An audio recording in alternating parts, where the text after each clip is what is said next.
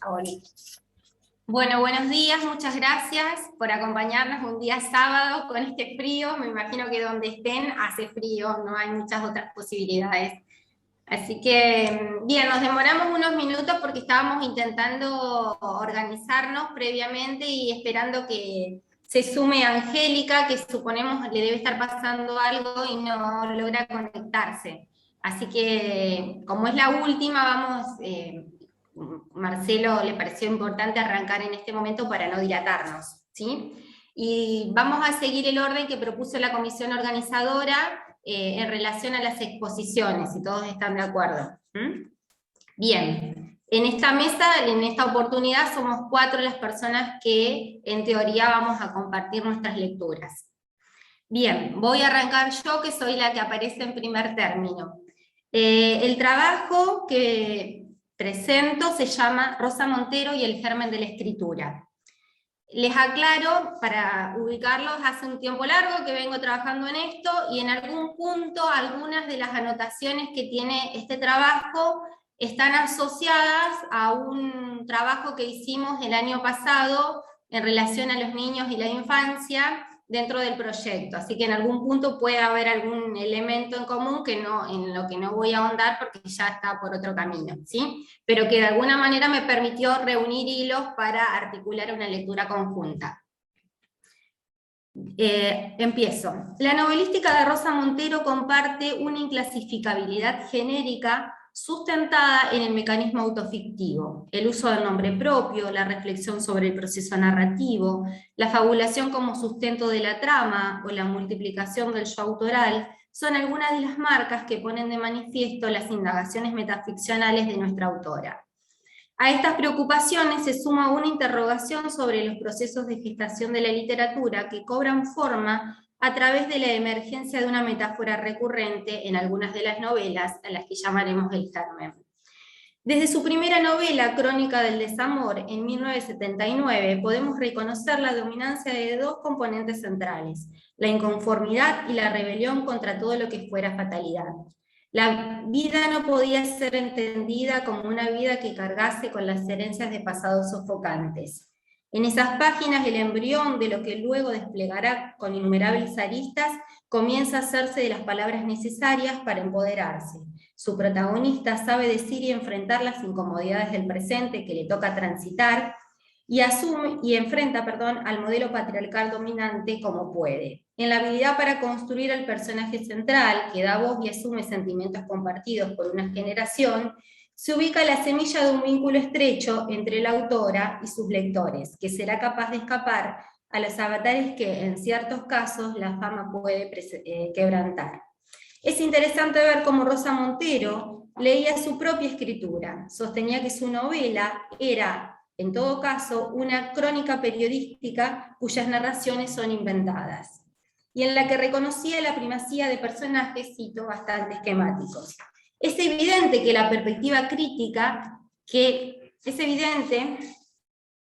que su perspectiva crítica dio con acierto en algunas valoraciones, pero también, y aunque no lo exprese directamente, supo encontrar en ella no a la novela, sino a su texto necesario, una escritura iniciática, inaugural, que hablara sobre finales de ciclos, de fracturas, de luchas, de la imposibilidad de salir de la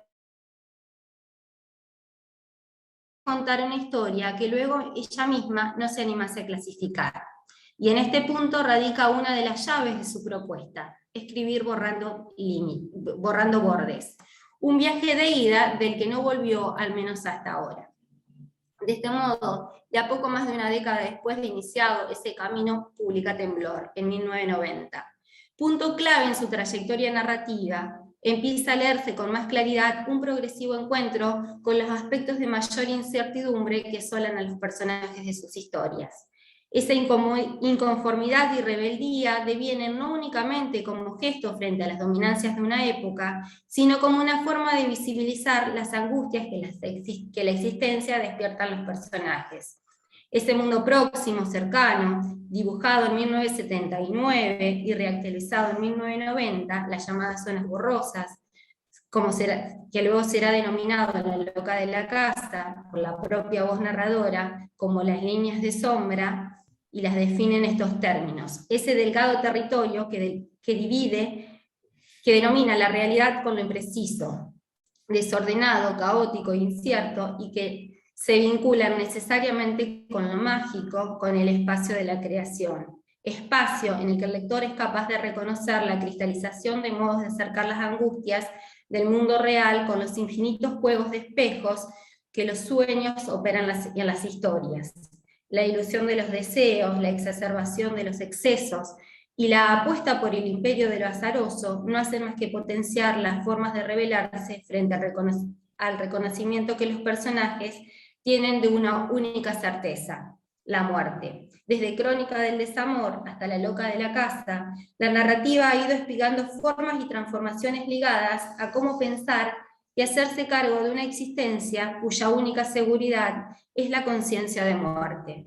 Si la muerte es uno de los temas más asediados de la literatura desde sus comienzos, una posibilidad de revelarse a ella y de abrirse un espacio propio en el mundo de las letras es buscar en las formas menos prestigiadas un acercamiento provocador. Y entonces el trabajo con formas genéricas menores, mixturadas, asoma como recurrencia. La dificultad para ubicar con nitidez una historia en un género fue el gesto germinal que encontró para referirse a su propio acto creativo. La elección deliberada y en algunos casos solapada de aquello que proviniese de la ciencia ficción o el policial fue el acto que manifiesta una disputa y una apuesta arriesgada desde el lugar de escritor para posicionarse en el sistema. Asediar géneros mirados de soslayo fue la estrategia que le permitió a su escritura encontrar aire fresco. A partir de Temblor, la inclasificabilidad genérica se transformó en la operación más notoria. Se puede afirmar que la producción narrativa gira en torno de un núcleo potente y duro de temas sostenidos por metáforas recurrentes, personajes duales y estructuras narrativas empecinadas en lincuar sus límites. Aquellos temas de siempre, la muerte, la vida, el amor, se metamorfosean una y otra vez a partir de una intensa diversificación de argumentos y una multiplicación del yo autoral. Si desandamos los procesos argumentativos, descubriremos que, a pesar de la aparente dispersión, siguen siendo los mismos. Esa reiterada unidad temática es la que le otorga coherencia y complejidad a la obra de Montero. En Temblor reaparecen articulados, ya no dispersos, sino funcionando como una verdadera maquinaria, los temas que seguirá explotando hasta el presente: el poder opresivo, la angustia de la soledad, el desamor y la marginalidad que impone la urbanidad. Y además suma que irrumpen de la mano de una niña protagonista, y una niña que se enfrenta a la muerte no solo de sus seres más cercanos. A partir de esa novela habrá muchas otras niñas y todas batallarán contra el mismo enemigo. La emergencia de esta primera se transforma en el germen de otra recurrencia: la memoria como herramienta capaz de vencer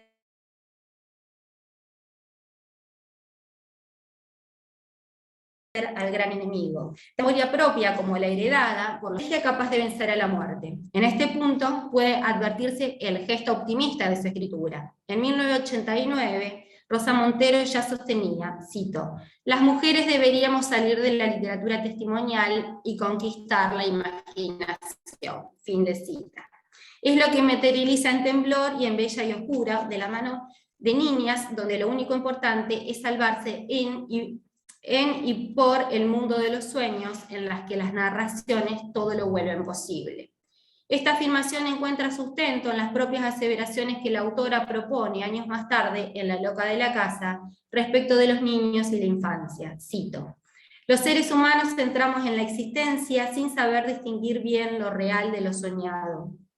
De hecho, la vida infantil es en buena medida imaginaria. El proceso de socialización, lo que llamamos educar, o madurar, o crecer, consiste precisamente en podar las florescencias fantasiosas, en cerrar las puertas del delirio». Fin de cita.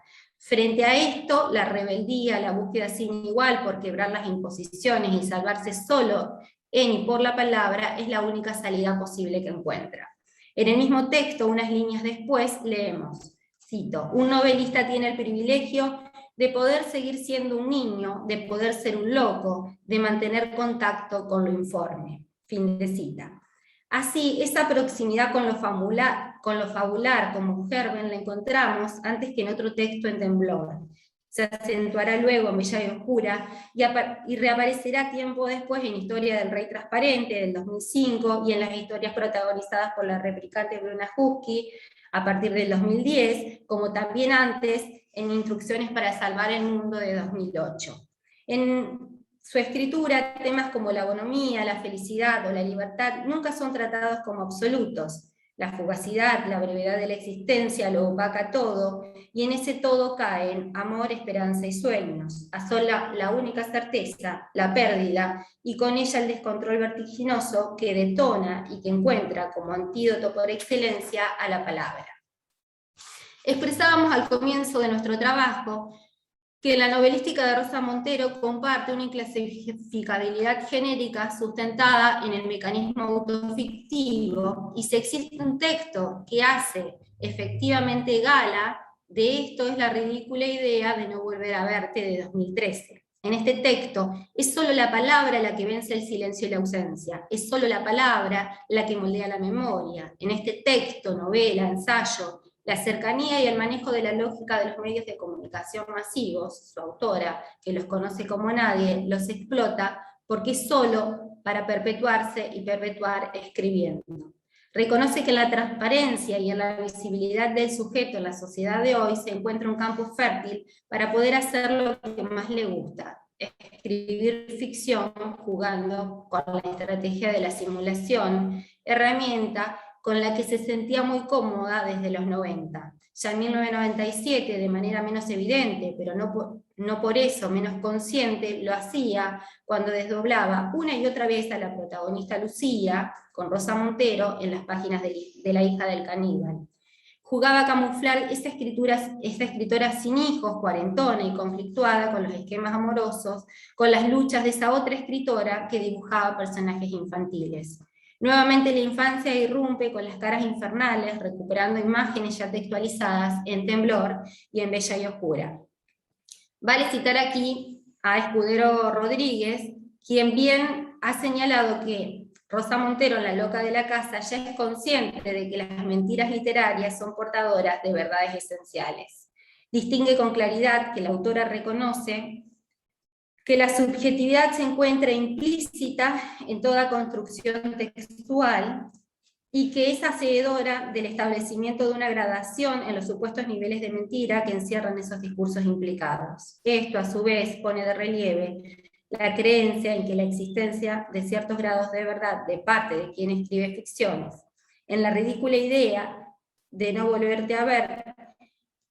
Esto es posible, reconocer cómo mediante la escritura autofictiva, la construcción de una agenda estética ordenada que marca la práctica de su narrativa, emerge sistematizada de algún modo, toda vez que plantea con nitidez el compromiso que debe asumir la literatura, o al menos su literatura. El cuerpo mestizo de su escritura le permite dar forma a la hibridez identitaria, que se conjuga con un delicado equilibrio entre el dialogismo, la sutil ironía y el humor ácido como las artilugios que consiguen subvertir los cánones genéricos tradicionales y le posibilitan alcanzar una textualidad abierta, porosa. A modo de síntesis, podemos señalar que esta Rosa, como se nombra a sí misma, plantea en el texto con bastante exactitud la búsqueda de un camino de escritura propia, de los artificios que le permiten sostener su propia identidad frágil en tanto mujer que se define en estos términos. Y cito algunos pequeños fragmentos. Como no he tenido hijos, lo más importante que me ha sucedido en la vida son mis muertos, y con ello me refiero a la muerte de mis seres queridos. En mi adolescencia y primera juventud padecí varias crisis de angustias. Otra cita: a mí esas crisis angustiosas me agrandaron el conocimiento del mundo. Confieso que durante muchos años consideré que era una incidencia hacer uso de lo artístico del propio dolor. Yo ahora sé que escribo para intentar otorgarle al mal y al dolor un sentido que en realidad sé que no tenían. Y estas imágenes aparecen en todos los textos previamente leídos. Es evidente que este yo se ampara en la ficción como el espacio en el que su existencia encuentra el apoyo, complemento suficiente como para sobrellevar lo que la experiencia del mundo parece desbordarla. Lo expresa con total claridad y sin dobleces. La literatura, como el arte en general, es la demostración de que la vida no basta. No basta, no. Por eso estoy redactando este libro, por eso estás leyendo. Nuevamente citamos a Escudero, quien señala que en 1993, en Bella y Oscura, esta autora confirma que la creación literaria, además de un posible medio trascendental, se ha convertido en un instrumento de exploración metafísica que le permite indagar en los misterios insondables de la condición humana. Ese germen de rebeldía e inconformidad inaugurado en 1979 se resuelve y se potencia a lo largo de... se resuelve y se potencia en el largo derrotero narrativo y queda expresado con potencia en palabras de la protagonista que nos convoca en La ridícula idea de no volverte a ver, cuando sostiene: al final, en efecto, es una cuestión de narración, de cómo nos contamos a nosotros mismos. Aprender a vivir pasa por la palabra. Nada más. Creo que llegué más o menos bien con el tiempo. Fue un poco rápido y vertiginoso, pero bueno. Bien, vamos a seguir entonces con Karina, que nos va a presentar un trabajo, Doctor Posavento, El laberinto de la ficción, de la realidad o la realidad de la ficción. Te escuchamos, Karina. Voy a cerrar el micrófono para que no haya ningún inconveniente. Gracias. Bueno, el trabajo comienza con un epígrafe de la obra que dice así: pues yo creo que sí, que ese es nuestro destino, pero que mientras tanto lo mejor que podemos hacer es adentrarnos en los laberintos de una gran conspiración internacional. Fin de cita. Aquellos aspectos que no son relevantes para la vida real pueden ser recuperados por la literatura y pueden tornarse distinguidos en la ficción. Dicho pensamiento puede identificarse en las novelas de Vila Matas, quien repetidas veces ha apelado a una afirmación de Nabokov, cito: la ficción es ficción, calificar un relato de historia verídica es un insulto al arte y la verdad, puesto que, sigue la cita, todo gran escritor es un gran embaucador. No obstante, algunas combinaciones entre literatura y vida se tornan irrupciones forzadas de la ficción en lo real. Al respecto, Rosa Montero reflexiona sobre la fluctuación del ser humano y del entorno, revelando cómo las fronteras entre ficción, realidad y personaje son imposibles de delimitar. La autora problematiza la desnaturalización de la experiencia humana e interpela la narración en tanto representación del mundo. Para ello se sirve de la metaficción como un espacio que interroga los discursos culturales, creando otros nuevos objetos imaginarios. Esto habilita a considerar que existen diversos modelos de ficción, múltiples representaciones del mundo, cito: la verdad no es necesariamente lo contrario de la ficción, más bien podría considerarse como una bifurcación hacia lo poético, como designa Bernardo Ataxaga, al modo de nombrar la realidad desde dos concepciones opuestas, la materialista y la racional. Al respecto, Vila Matas analiza el vínculo entre la realidad y la ficción mediante el relato que tiene lugar en la Rue Benoît. Perdón por la pronunciación, pero el francés no es mi fuerte. Del que inclusive ha compuesto múltiples adaptaciones. Cito: me pareció, afirma el escritor, que no contaba con una historia personal más adecuada para ilustrar hasta qué punto la ficción y la realidad se fundían en mi vida. Fin de cita. Lo que sucede en la Rue Benoît desata una cadena de vinculaciones de ideas. Vila Matas entabla una correlación clara entre los episodios de aquella calle y Nadja, de André Breton, que revela la concurrencia en la vida del escritor y en la del narrador, de distintos hechos que son motivadores de lo que acaece. Doctor Posavento da cuenta de lo antes dicho. En principio hay que reconocer que los topónimos mencionados en la novela son reales. Los mismos son los primeros que reconoce el lector y los interpreta como reales. Así, la inserción de lo referencial en el marco de la ficción altera el orden mismo de lo que se considera como realidad hasta posicionarlo en el plano literario mediante lo ficticio. Esta calle, la Rue Benu de París, constituye la referencialidad de lo real exterior que irrumpe en el mundo de Pasavento. Desde la Rue Benu hasta la ficticia Locunowo, Pasavento va yendo de ciudad en ciudad, pergeñando una circularidad donde la más ínfima coincidencia constituye un pretexto para el siguiente, en una trama en donde realidad y ficción dejan de ser dispositivos diferentes. A veces la recurrencia a apelar al detalle con exactitud, que imprime un verosimilismo tal que es difícil distinguir entre lo que es y no es ficción. La dualidad realidad-ficción perdura desde el propio origen de la literatura.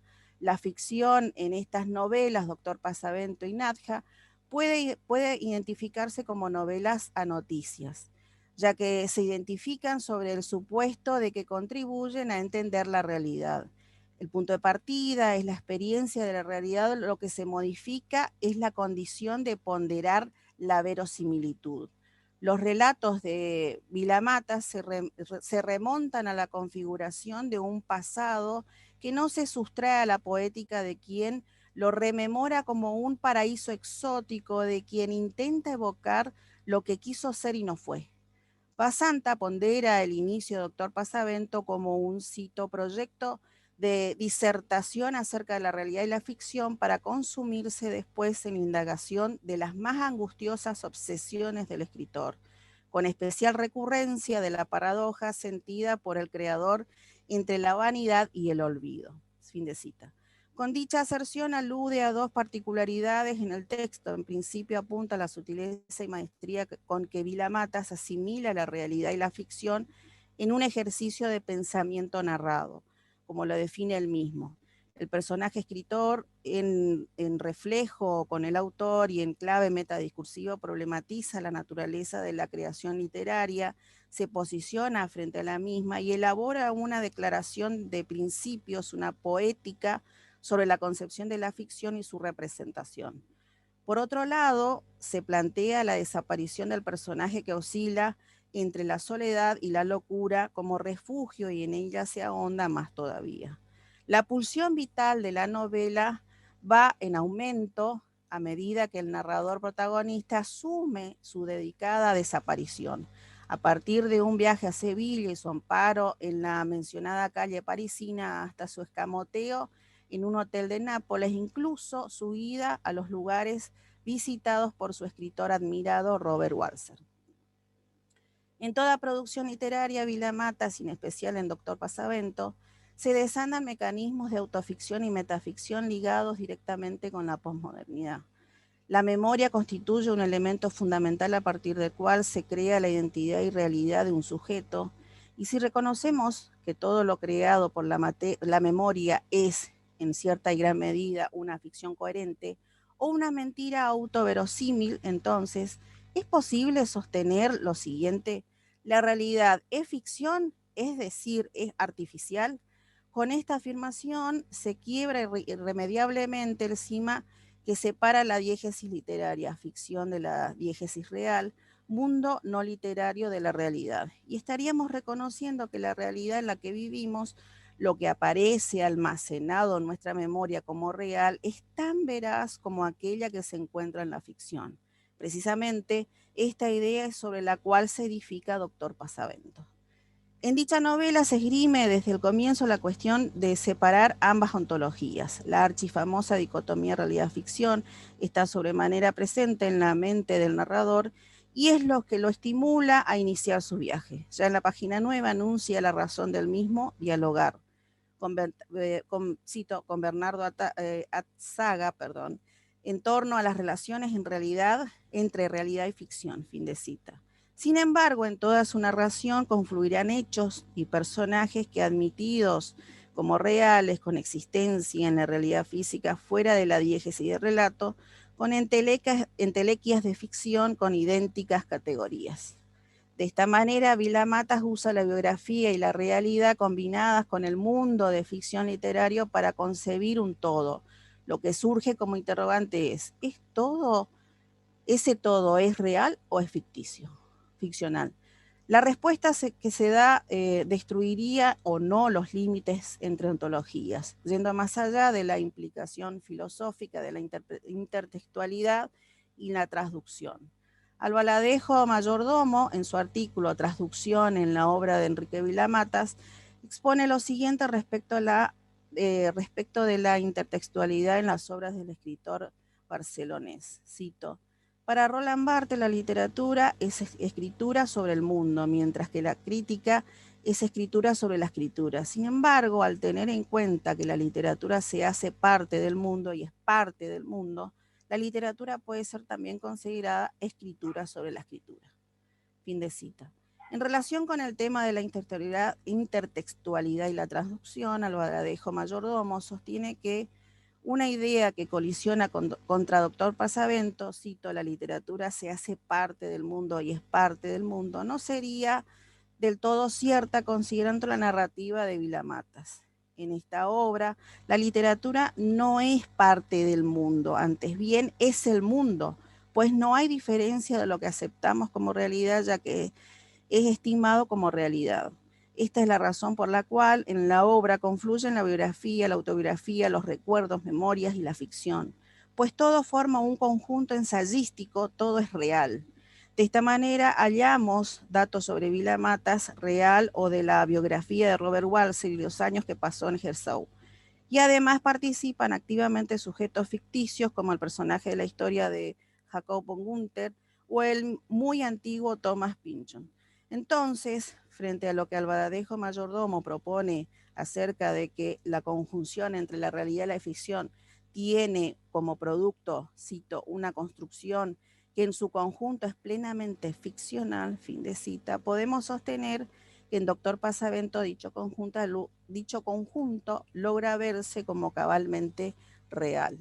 Si concluimos que realidad es hasta cierto punto ficcional, puesto que es una construcción parecida a la literaria, además se admitiría que la ficción es una realidad compuesta de diversas identidades semejantes a la del abismo interior del sujeto arcón de identidades. Observar la literatura, cito, es como sumergir la mirada en lo profundo, angustiosamente abisal, donde uno terminará hallándose a sí mismo y a sus múltiples personalidades. Fin de cita. Ozawa sostiene, cito, solo es posible encontrar el ser en la ficción. Con este hallazgo, Vilamatas supera la tragedia del ser en el tiempo. Fin de cita. Esta autora brinda una perspectiva optimista sobre la sobrevivencia del sujeto, igualmente si fuera real o ficticio. En cambio, o como contrapartida, Émile Cioran puede dar el aspecto negativo de este juego de ficciones. Cito, nuestra misión es realmente la mentira que encarnamos, lograr no ser más que una ilusión agotada. Fin de cita. De esta manera, el individuo real o ficticio es en una realidad ficticia o en una ficción real que deviene de su propio mundo profundo de identidades. Por su parte, Pozuelo y Bancos esgrime que la hipotética distinción entre novela y mundo, entre libros y realidad es indecidible y afirmarla es tan artificial como su negación. El individuo se ve constituido en la ficción y viceversa, existe a la vez real por consentimiento y es ficticio en su interior de memoria. Sin embargo, siempre se halla en el texto como continuación de su ficción. Cito, en lo que yo escribo sospecho que no hay más que una ceremonia íntima y egoísta, una especie interminable y falsificado chisme sobre sí mismo, destinado, por tanto, a una utilización estrictamente privada. Fin de cita. Como dice Pozuelo y Bancos, la narrativa postmoderna justamente trasciende la posibilidad de ofrecer una copia de la realidad, antes bien aspira a exhibir el espejo roto de la ficción. En otros planos del arte también se problematiza la ficcionalidad de la obra y se incita a observar el principio de realidad que puede inducirnos a creer que estamos ante lo real cuando solo es artificio y recreación de la realidad. Vilamatas representa en Doctor Pasavento la oscilante relación entre la aparición-desaparición del sujeto en la novela europea, lo que el mismo escritor sintetiza como la historia de las subjetividades de Montaigne a Blanchot. El autor forma parte del mundo ficcional al transmutarse entre narrador y personaje. Instaura un juego entre autor, narrador, personaje, categorías desde las cuales socava y relativiza los límites entre la realidad y la ficción. Y así se sitúa en el plano de la autoficción. La primera persona constituye con datos autobiográficos verificables extratextualmente que aluden a ambientes y autores identificables y que responden a su mundo cultural. Esta estrategia de hacer confluir la identidad entre autor, personaje, narrador constituye un efectivo recurso para potenciar la verosimilitud, lo que al incrementar la autenticidad de lo relatado ayuda a borrar los márgenes entre realidad y ficción. El escritor se ficcionaliza mediante la estructura imaginaria creada por él mismo y la identidad personal de la ficción es comprobable fuera del texto, si bien no se la nombra explícitamente.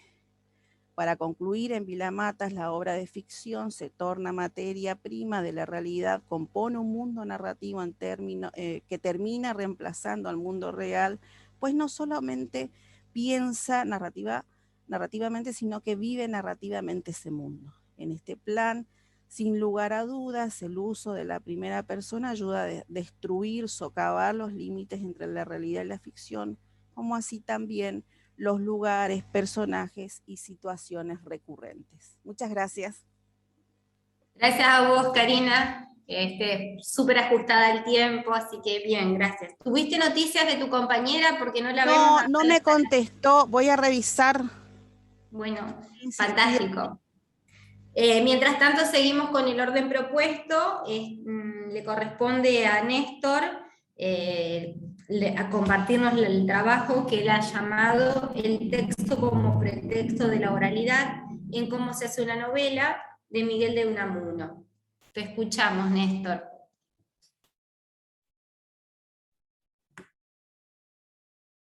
Está silenciado, Néstor. Sí. Ahí está, ahí se escucha bien. Bueno, lo bajo porque lo tengo en la computadora. El texto como pretexto de la oralidad en cómo se hace una novela de Miguel de Unamuno. Unamuno publica en 1927 Cómo se hace una novela, texto central en su obra de madurez. De hecho, Julián Marías lo consideraba un libro genial y frustrado, clave de su obra entera. Resulta fundamental recordar las circunstancias históricas que influyeron en el proceso de composición de la obra, ya que se trata de uno de los escritos del exilio. Unamuno recibe la orden del destierro el 21 de febrero de 1924, después de calificar a Primo de Rivera, entre otras cosas, de ganso real, botarate, peluquero tragicómico y saco de ruines y rastreras pasiones. Bueno, el destierro en Fuerteventura implicaba el cese de sus cargos y la suspensión del empleo y del sueldo. Desde Fuerteventura, el 9 de julio de ese año, planea una fuga a Francia y ese mismo día recibe el indulto, que deniega para, según Domingo Ródenas, ejercer su oposición sin coerciones, amén de que regresar a España sin haber sido repuesto en su cátedra le hubiera colocado entre la humillación y el oprobio. Fin de cita. Decide continuar viaje a París, hasta el 23 de agosto de 1925 estará en la capital francesa. Luego, en Hendaya, hasta febrero de 1930, y posteriormente, tras la caída de Primo de Rivera, regresará a Salamanca. El auge del escritor vasco tendrá su punto cumbre el año siguiente, cuando desde el balcón del Ayuntamiento de Salamanca celebra el inicio de la República el 14 de abril de 1931. La ciudad hace honor al viejo rector. Es en París, entre febrero y julio de 1925, donde escribe el primer manuscrito de Cómo se hace una novela. Se lo entregan Jean Cassou en agosto de ese año para la traducción al francés y la publicación en el Mercure de France. El 23 de agosto, Unamuno deja París y viaja rumbo a Hendaya. El escrito se publica en francés en mayo de 1926. Al año siguiente, retoma la obra para la publicación en español, pero no tiene las cuartillas que envió Cassou. Y dice Unamuno, no quiero recobrar el texto original. Dice y agrega, y voy a retraducirme. O sea, es una decisión más allá de los avatares históricos.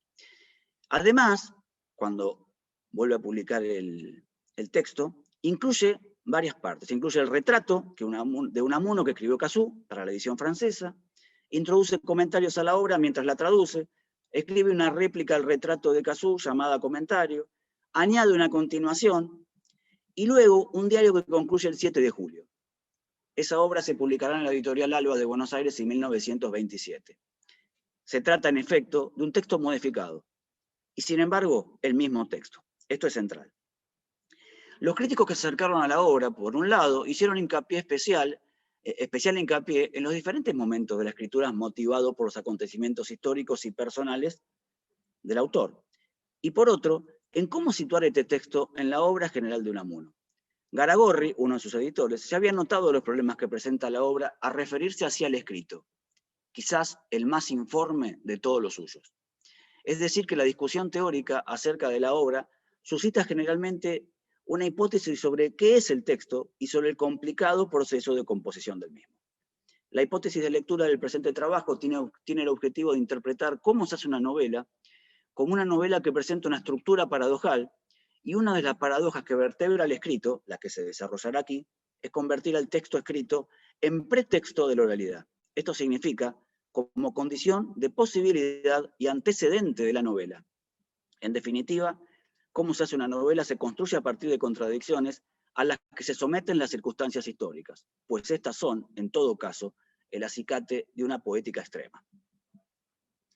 Según Benedí Botier, el autor vasco compró en un diario atravesado por la retórica de la cólera, producto del exilio. Se trata de un diario que, lejos de ser íntimo o intimista, es el diario éxtimo del exilio. Dice Botier, Unamuno quebrantó el molde del diario íntimo, transformándolo en diario éxtimo o confesión pública. Para Domingo Ródenas, en cambio, el elemento que dota de unidad esta obra es el reflejo de la conciencia de Unamuno en una situación de desarraigo físico, a causa del destierro. Y agrega, no se busque un núcleo articulador que no sea esta extraversión de la conciencia creadora hostigada por factores externos. No puede haber concierto formal o de asunto cuando el epicentro de la obra es la desmembración o el desconcierto. Es decir, que la aparente desmembración o desconcierto del texto obedece a una conciencia que define la unicidad de la voz autobiográfica, como dice Ródenas, en una escritura singular. Teresa Gómez Trueba, la última editora, acuerda con Ródenas en este punto, el punto de la desmembración y el desconcierto, y sostiene que es precisamente, dice, irse haciendo la novela sin plan ni concierto previo, a lo que salga, por usar una expresión del propio autor, al funcionar como metáfora de ir haciéndose una vida, la idea principal de estas páginas. De acuerdo con Gómez Trueba, ese ir haciéndose de la novela lleva a una composición novedosa y particular, dice la autora, Gómez Trueba. Espero haber dejado claro que cómo se hace una novela se anticipa ese tipo de novela híbrida en la que deliberadamente se mezclan algunos géneros literarios convencionales, por ejemplo, autobiografía o el ensayo. Por consiguiente, así como el precursor Antonio Zubizarreta había considerado el escrito como una autobiografía novelesca, tanto Botier como Ródenas y Gómez Trueba definen la unidad de la obra, sea como diario éxtimo del exilio, como unidad de la voz autobiográfica o como novela híbrida. La pregunta que subyace a estas interpretaciones es cómo juega el autor la autobiografía y el contexto que padece en un proyecto de escritura que se va haciendo, parafraseando Unamuno de a lo que salga, pariendo. En otras palabras, en un texto que encuentra su sentido al final y no en el origen del proceso de escritura. O sea, las circunstancias históricas son tomadas por el proceso de escritura y no que son las que lo determinan. Cabe considerar que la complejidad de la composición responde al proyecto literario unamuniano de extender los límites de la novela, que incluye y asimila diario éxtimo, voz autobiográfica y novela híbrida, a la vez que lo supera. En pos de este proyecto, el autor vasco prioriza la construcción paradojal que compone, estructura y atraviesa todo el texto. Esto significa, construcción paradojal me refiero, que avanza a partir de la unión de contrarios aparentemente contradictorios, pero que adquieren sentido al componer una paradoja. Paradojas explícitas, por ejemplo, dice Unamuno, lo provisorio es lo eterno, lo individual es lo universal, el valor infinito y eterno de la individualidad, el noumeno inventado por Kant es de lo más fenomenal que puede darse y la sustancia de lo más formal, el fondo de una cosa es superficie, son todas paradojas tomadas de cómo se hace una novela, obviamente, ¿no? Y paradojas implícitas, algunas de las cuales son, lo mínimo es lo máximo, lo incompleto es lo infinito, la escritura se realiza en la oralidad. Esta última importa particularmente aquí. en palabras de Unamuno. Y la letra que comemos, que es carne, también es palabra. De esta manera, las posibilidades de la novela de extender sus límites quedan implicadas en las paradojas que la llevan adelante. La paradoja quita la fijeza que un texto como este necesita abandonar, pues une contrarios sin eliminarlos, es decir, que los mantiene e incorpora. Propone así la idea de movimiento y fundamentalmente conserva en sí mismo el proceso de su actualización. Como consecuencia, la fuerza de la contradicción le permite incluir la negación del escrito mismo. La cuestión que se pone de manifiesto en cómo se hace una novela es que la novela aparece, se hace, cuando se deshace el texto. Es más, a condición de que se deshaga el escrito, puesto que, cita, el que pone por escrito sus pensamientos, sus ensueños, sus sentimientos, los va consumiendo, los va matando. Cita de cómo se hace una novela.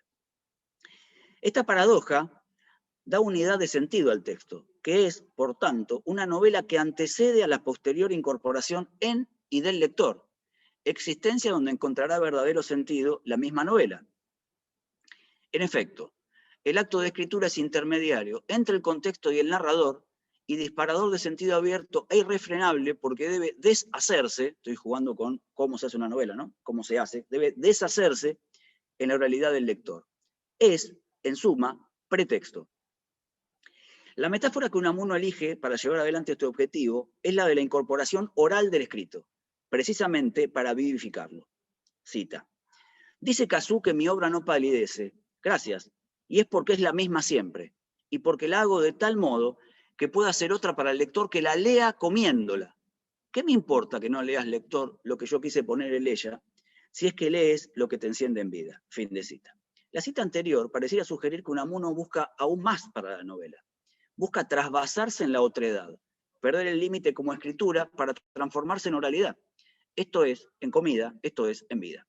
El trasvase de la oralidad del escrito continúa cuando inmediatamente dice, cito, me parece necio que un autor se distraiga en explicar lo que quiso decir, pues lo que nos importa no es lo que quiso decir, sino lo que dijo, o mejor, lo que oímos. Fin de cita. Un texto, entonces, gana importancia cuando se oye, incluso sin que haya comunidad de sentido entre lo que escribe, dice el autor, y lo que oye, vive el lector. Este acto verbal oral, que los incluye tanto al escritor como al lector, en este acto verbal oral, la novela se va haciendo a medida que el texto se escucha, oye, y permanece, pues, presente y eterna. Cita de Unamuno. Nuestra obra es nuestro espíritu, y mi obra soy yo mismo que me estoy haciendo día a día y siglo a siglo, como tu obra eres tú mismo, lector, que se está haciendo momento a momento, ahora oyéndome como yo hablándote. Porque quiero creer que me oyes más que me lees, como yo te hablo más que te escribo. De este modo, el texto busca deshacerse, no se lo comprende más que por el proyecto de ser otra cosa.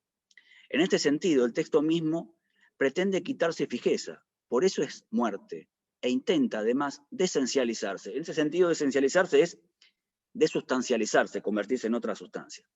Desencializarse para transformarse en otra cosa. Evidentemente, de estas últimas citas surge la clásica identificación unamuniana entre novela y vida, y la metáfora oral funciona como el puente entre dos experiencias narrativas diferentes, la de un escrito y la de la existencia. O sea, las dos son experiencias narrativas, pero una es un escrito y otra es la existencia. Dice Unamuno, cuando un libro es cosa viva hay que comérselo, y el que se lo come, si a su vez es viviente, si está de veras vivo, revive con esa comida. Fin de cita.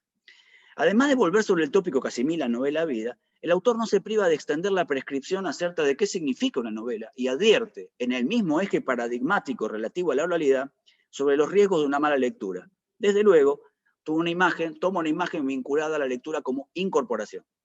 Dice Unamuno, si tu vida lector no es una novela, una ficción divina, un ensueño de eternidad, entonces deja estas páginas, no me sigas leyendo. No me sigas leyendo porque te indigestaré, y tendrás que vomitarme sin provecho para mí ni para ti. Son constantes las imágenes a la oralidad, ¿no?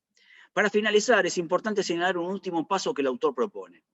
La novela se identifica con la vida cuando deja el escrito como un resto, como si el texto fuera el móvil de la verdadera novela, un mínimo disparador, incluso como si fuera prácticamente, lo subrayo, innecesario. En el prólogo a la edición de 1927 escribe un párrafo significativo que ilustra mejor la hipótesis propuesta en esta comunicación. Dice Unamuno, en cuanto un pensamiento queda fijado por la escritura, expresado, cristalizado, queda ya muerto y no es más nuestro que será un día bajo tierra nuestro esqueleto. La historia, lo único vivo, es el presente eterno, el momento huidero que se queda pasando, que pasa quedándose. Y la literatura no es más que muerte, muerte de la que otros pueden tomar vida, porque el que lee una novela puede vivirla, revivirla, y quien dice una novela dice una historia, y el que lee un poema, una criatura, poema es criatura y poesía creación, puede crearlo. Entre ellos, el autor mismo. Ahora, ¿cómo se hace una novela? La novela se hace a condición de no permanecer como un texto, como un escrito. En otras palabras, se hace una novela, en otras palabras, se hace una novela cuando se deshace el texto, devenido en pretexto de la novela vida. Conclusiones. Por lo anteriormente expuesto, cómo se hace una novela presenta una estructura paradojal, es decir, que se construye a partir de contradicciones. Es el principio constructivo, esto es lo que quiero decir. Una de ellas es convertir al texto escrito en pretexto de la oralidad, concretamente como condición de posibilidad y antecedente de la novela, tal como se anticipó en la hipótesis de trabajo. En efecto, el acto de escritura es intermediario entre el contexto, los avatares políticos, y el narrador y disparador de sentido abierto y irrefrenable porque debe deshacerse en la oralidad del lector. De este modo, el texto escrito, para volverse infinito, busca su propia negatividad en la oralidad en tanto sinónimo de lectura. Se come, se digiere, se habla, se oye para hacerse uno con él. El texto, entonces, es el lugar mínimo que desata el proceso de significación, un proceso que no es sin él, pero que al desatarse ya no lo necesita. Es, por tanto, prenovela. La consecuencia de este juego paradojal es que solo se hace una novela cuando deja de ser escritura, cuando se convierte en vida narrada, o sea, cuando se pasa al otro orden narrativo, el de la existencia.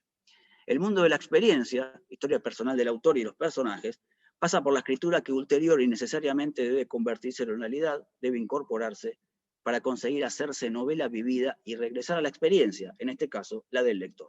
De esta manera, el texto se deshace como tal para conseguir la recreación en la lectura.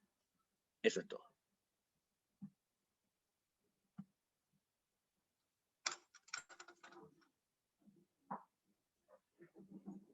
Bien, muchas gracias, Néstor. Todos nos hemos tratado de ajustar el tiempo medianamente estipulado, lo que suma. Bien, Karina recién nos avisaba por el chat que su compañera no se va a presentar, así que tenemos unos minutos. Y bueno, obviamente quien quiera tomar la palabra, si alguien desea hacerlo, están disponibles los micrófonos.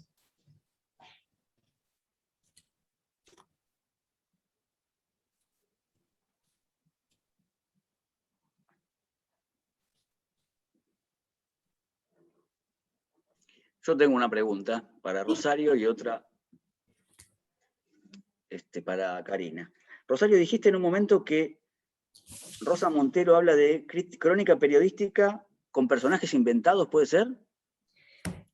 No, crónicas periodísticas es una definición que ella da respecto de su primera novela en 1979. A los poquitos meses de haber publicado la primera novela, Crónica del Desamor, a ella en el diario El País tiene una columna y tiene que responder a alguna serie de críticas, y entonces define que es una crónica periodística cuyas narraciones son inventadas.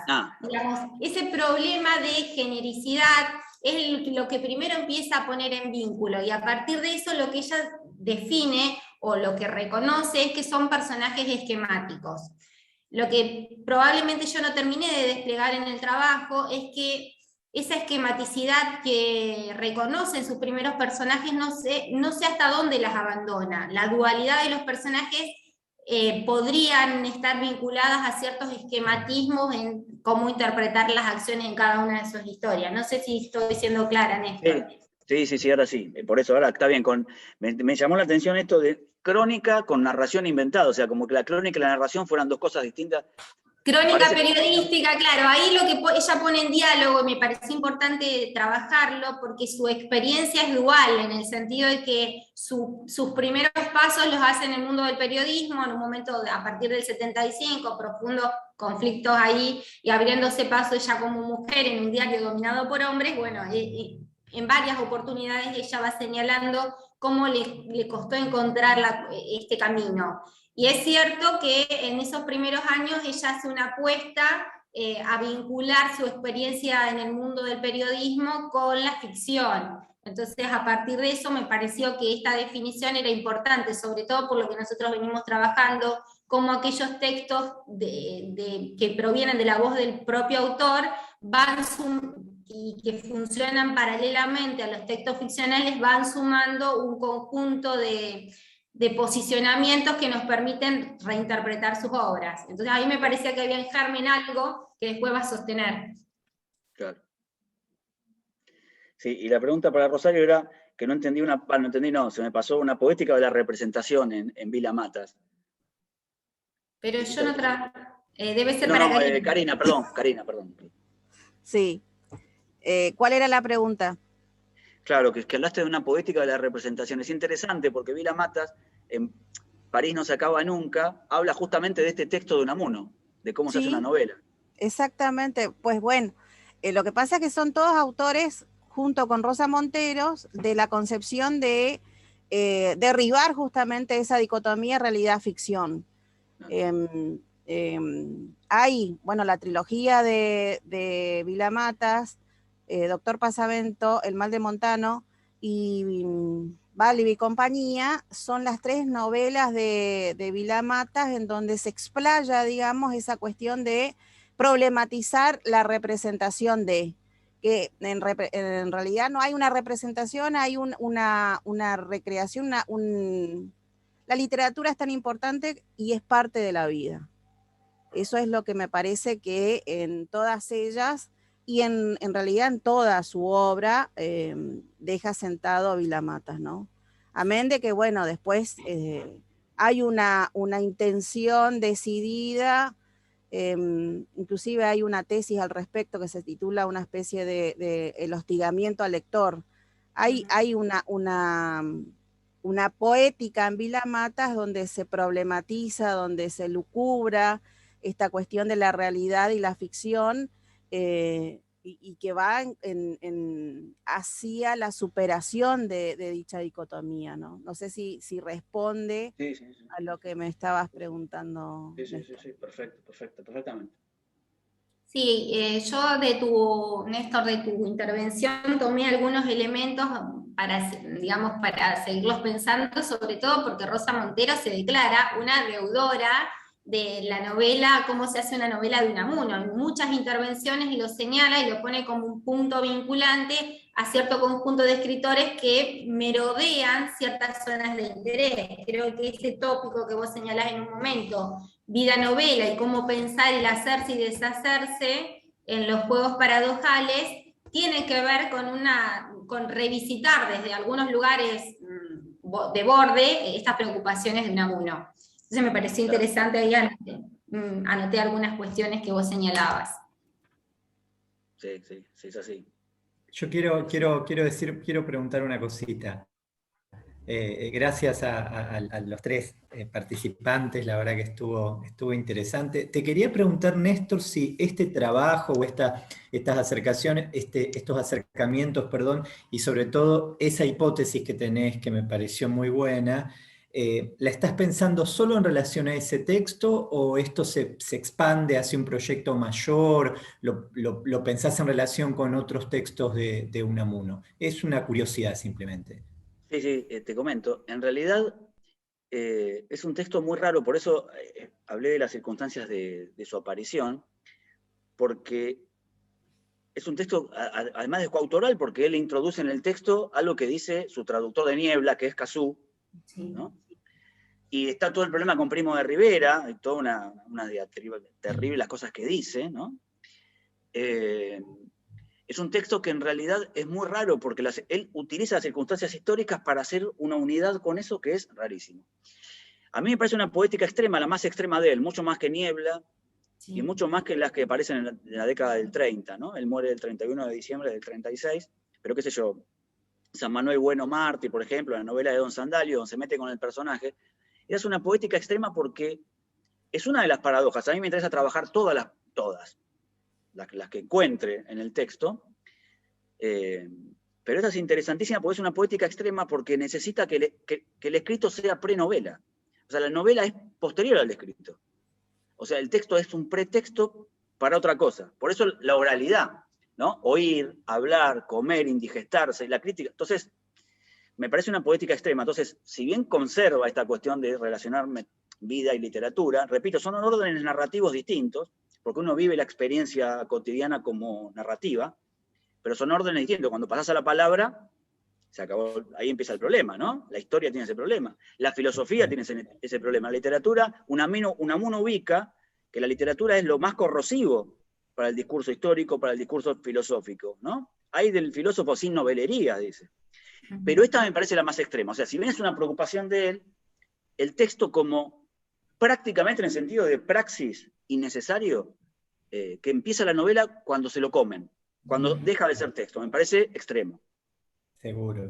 No, te preguntaba, pero por curiosidad, porque lo veo acá Mariano Saba, que sé que trabajó tanto en Unamuno, ¿no? Que tal vez estaban en un proyecto a propósito de esto, ¿no? Y sobre todo porque ese texto, tal vez acá mis amigos Marcelo, Betty, Mirta, Luis, me puedan ayudar en esto, es qué experiencias han tenido cuando han tenido que enseñar ese texto. Nosotros en muchos programas de española lo hemos incorporado, pero lo hacemos siempre dialogar con otros textos, o con Niebla o con San Manuel, ¿sí? Para ver ahí, para ir a ver los cruces. Era simplemente curiosidad para ver si vos lo estabas cruzando con otros textos, nada más. Sí, se cruza, pero digo que es más extremo, eso es. Exacto. Gracias, Néstor, muchísimas gracias. Yo quería sumar una pequeña opinión. ¿Qué haces, Néstor, tanto tiempo? ¿Cómo te vas, Mariano? ¿Cómo te vas? No, que me encantó el trabajo y aprovecho lo que te dice Germán, me gustó mucho sobre todo porque yo sí creo que hay como una larga tradición que podría irradiarse, así como una especie de telaraña, ¿no? Paradojal en Unamuno, pero con respecto a la oralidad, ¿no? Vos leías y yo me acordaba de otros elementos más ligados al ensayismo, aparece mucho la idea de el libro matar a la cátedra, son como frases que me acuerdo, ¿no? Por haberlas tomado en algún momento, pero la idea de que el libro matara a la cátedra en la enseñanza superior en España, la idea esta de que la única grabación que hay de la voz de Unamuno que menciona esto de prefiero a los hombres que hablan, a los libros que hablan como hombres y no a los hombres que hablan como libros, ¿no?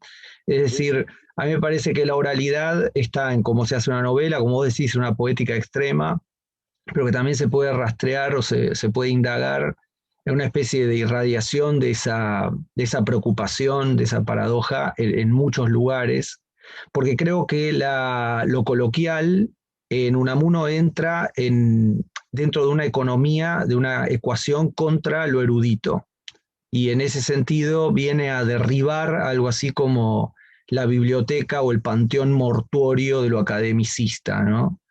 Y entonces se puede reencontrar en muchos lugares como parte de una especie de metafísica de la supervivencia que está más allá de los libros, ¿no? Eso, pero estuvo buenísimo. La verdad, un gusto escucharlos. Hola. Yo me meto nada más en plan medio maestro ciruela de armar un repertorio de sugerencias bibliográficas de textos que o salieron muy recientemente o que están por salir, y por eso los comento acá, que tienen que ver precisamente con la cuestión que me parece que era como un poco el leitmotiv de la mesa, aunque las ponencias estuvieron referidas a textos, a veces están separados en el tiempo, ¿no? Concretamente a propósito de las teorías de la ficción, ¿no? Uno lo tiende a asociar el término, la disciplina, ¿no? de teorías de la ficción con los libros clásicos de Dolezhel, que mencionó Ruth Fine en su plenaria, en los libros de Pavel, ¿no? Mundos de ficción, etcétera, donde ahí la teoría de los mundos de ficción aparecía un poco para criticar la teoría literaria de cuño más francófilo, estructuralista, postestructuralista, etcétera, y reivindicar una concepción de la literatura que pudiera abarcar textos bastante más lejanos en el pasado, ¿no? Con todo el interés de Pavel por la novela bizantina, etcétera, ese tipo de cosas, y resultaba un poco ajeno ese ámbito disciplinar para lo que nos dedicábamos a trabajar con literatura contemporánea del siglo XX. De hecho, estaba hecho un poco en contra a veces de los presupuestos teóricos más básicos de los contemporaneístas, digamos, ¿no? Y bueno, las cosas cambiaron un montón. Ahora hay una asociación internacional de estudios de la ficción de reciente conformación que está trabajando mucho, de manera muy renovada. Muchas veces eso tiene que ver a veces con salir de la literatura, o sea, trabajan con ficción, inmersión, videojuegos, realidad virtual, ese tipo de cosas también que tal vez no nos tocan tan de cerca, pero hay un montón de trabajos que vuelven a repensar la teoría de la ficción más clásica, en relación con la literatura del siglo XX y con, obviamente, el trabajo crítico sobre la noción de mundo ficcional que ejerció muy dominantemente la literatura a lo largo de todo el siglo pasado, digamos, ¿no? En ese sentido quería, y acá son las referencias bibliográficas, referirme al reciente libro del grupo Luthor, de la revista Luthor, que se llama Multiversos, que es una especie de paneo, revisión general de las teorías de la ficción, revisión crítica y propuesta, ¿no? Por un lado, libro de reciente aparición, y llamar la atención también sobre los trabajos de Victoria García, que viene trabajando en realidad sobre la noción de factual ficcional y ese límite, pero está justamente repensando la idea de una construcción crítica del mundo ficcional, ¿no? Y está trabajando en eso ahora, en este mismo momento, así que simplemente era para eso. Lean a Victoria García, que me parece que va a ser un gran aporte para investigaciones que están organizadas en esta línea, ¿no? Y son argentinos, además, ¿no? Podemos agregar. Muchas gracias. Disculpen. Muchas gracias por... No, muy bien. Gracias. Gracias. ¿Puedo agregar algo, Rosario? Sí. Sí, bueno, no, respecto de la cuestión también de la terminología, se ve que, bueno, en España hay muchos escritores que hacen sus columnas, ¿no es cierto? Como sabemos, en los diarios es más común que acá, pero realmente cuando se mencionan en los diarios términos como reportaje, se refieren a nuestras notas. Y cuando hablan de crónica, por ejemplo, Jorge Carrión tiene un libro que se llama Mejor que ficción, tal vez lo conocen, Crónicas Ejemplares, incluye todo tipo de trabajo que, digamos, toma el término de Juan Villoro y habla del ornitorrinco de la prosa, porque en realidad en la crónica es una especie de balde donde entra casi todo. Por eso cuando hablabas de lo ficcional dentro de la crónica, llaman crónica a muchas cosas. Sí, me da esa impresión, ¿no? Sí, creo que además ella va a ese término porque le permite resolver varias de las cuestiones que tenía en germen y que todavía en la actualidad vuelve, sobre todo por su presencia fuerte con el articulismo. Entonces ahí creo que ella una y otra vez y hace muchos ejercicios vinculados a esta cuestión de la crónica. Tiene producción intermedia que no la he mencionado, pero sí, gracias por el dato, lo voy a volver a mirar. No sé si alguien más tiene para sumar. Parece que no. ¿Les parece que demos por finalizada la sala y les dejamos un tiempo como para que puedan reorganizarse y sumarse después de la conferencia plenaria de las 12?